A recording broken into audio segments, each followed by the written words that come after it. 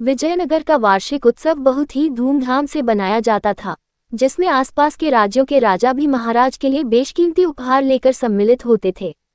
हर बार की तरह इस बार भी महाराज को बहुत से उपहार मिले। सारे उपहार में महाराज को रत्नजड़ित रंग बिरंगे 4 फूलदान बहुत ही पसंद आए। महाराज ने उन फूलदानों को अपने विशेष कक्ष में रखवाया और उन फूलदानों की रखवाली के लिए एक सेवक भी रख लिया। सेवक रमैया बहुत ही ध्यान से उन फूलदानों की रखवाली करता था, क्योंकि उसे ये काम सौंपने से पहले ही बता दिया गया था कि अगर उन फूलदानों को कोई भी नुकसान पहुंचा तो उसे अपनी जान से हाथ धोना पड़ेगा। एक दिन रमैया बहुत ही सावधानी से उन फूलदानों की सफाई कर रहा था कि अचानक उसके हाथ से एक फूलदान छूटकर जमीन पर गिरकर चकनाचूर हो गया।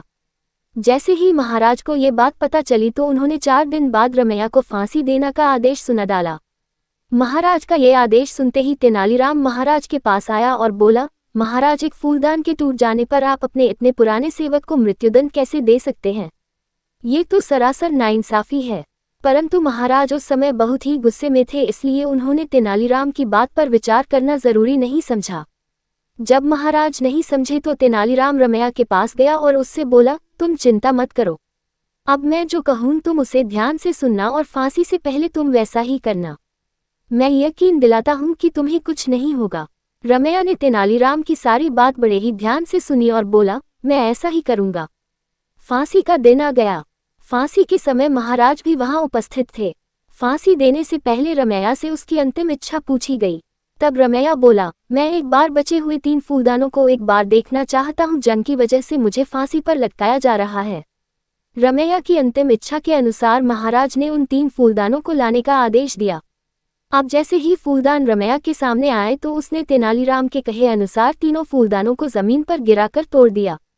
रमैया के फूलदान तोड़ते ही महाराज गुस्से से आग बबूला हो गए और चिल्लाकर बोले, ये तुमने क्या किया? आखिर तुमने इन्हें क्यों तोड़ डाला? रमैया बोला, महाराज, आज एक फूलदान टूटा है तो मुझे फांसी दी जा रही है। ऐसे ही जब ये तीनों भी टूटेंगे तो 3 और लोगों को मृत्युदंड दिया जाएगा। मैंने इन्हें तोड़कर 3 लोगों की जान बचा ली है, क्योंकि फूलदान इंसानों की जान से ज्यादा कीमती कुछ नहीं हो सकता। रमैया की बात सुनकर महाराज का गुस्सा शांत हो गया और उन्होंने रमैया को भी छोड़ दिया। फिर उन्होंने रमैया से पूछा, तुमने ये सब किसके कहने पर किया था? रमैया ने सब सच सच बता दिया। तब महाराज ने तेनालीराम को अपने पास बुलाया और बोले, आज तुमने एक निर्दोष की जान बचा ली और हमें भी यह बतला दिया कि गुस्से में लिए गए फैसले हमेशा गलत होते हैं।